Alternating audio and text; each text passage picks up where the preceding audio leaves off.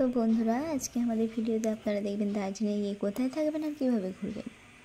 আমরা বেরিয়ে পড়েছিলাম শপিং মলের উদ্দেশ্যে।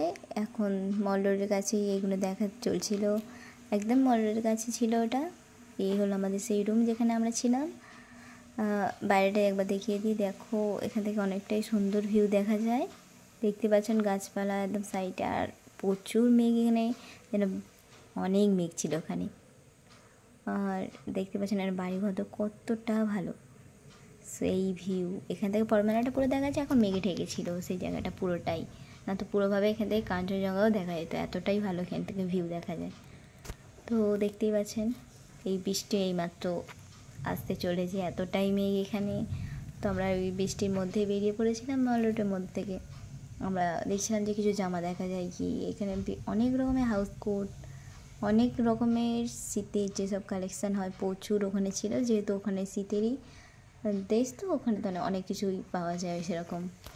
ছাতা নিয়েই বেরিয়ে পড়েছিলাম, বৃষ্টি হচ্ছিল যেহেতু। দেখতে পাচ্ছেন কত সুন্দর সুন্দর কালেকশান, আমরা শপিং করেও নিয়েছিলাম এখান থেকেই। তো তারপর দিন সকালে আমরা বেরিয়ে পড়েছিলাম গাড়ি নিয়ে কিছু পয়েন্টস দেখার জন্য। এখন যেহেতু মেঘলা আকাশ আছে, তাই আমরা কাঞ্চনজঙ্ঘা দেখার জন্য যাইনি। তো এখন আমরা আছি দার্জিলিংয়ের চিড়িয়াখানার মধ্যে। দেখতে পাচ্ছি এখানে কত হরিণের মতো বসে আছে, ছাগল কি কিছু বোঝাই যাচ্ছে না। তারপরে আমরা দেখলাম চা বাগান, দেখুন কত সুন্দর এবং লোকে লোক। তো দেখুন জাস্ট একবার জায়গাটা। এরপর আমরা ধীরে ধীরে হাঁটতে হাঁটতে পাহাড়ের উপরের দিকে যাচ্ছিলাম এবং দার্জিলিংটাকে ঘুরছিলাম। এবং তারপরেই আমরা চলে এলাম মেল রোডে। এই দিনটা ছিল আমাদের বাড়ি ফেরার দিন।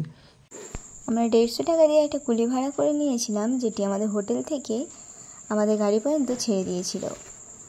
আমরা এর পূর্বে আপনাদের আরও অনেক সুন্দর সুন্দর জায়গার ভিডিও দেব, এবং আপনারা আমাদের চ্যানেলটিকে সাবস্ক্রাইব করে দেবেন এবং কমেন্ট করুন আপনারা কোন জায়গার ভিডিও দেখতে চান।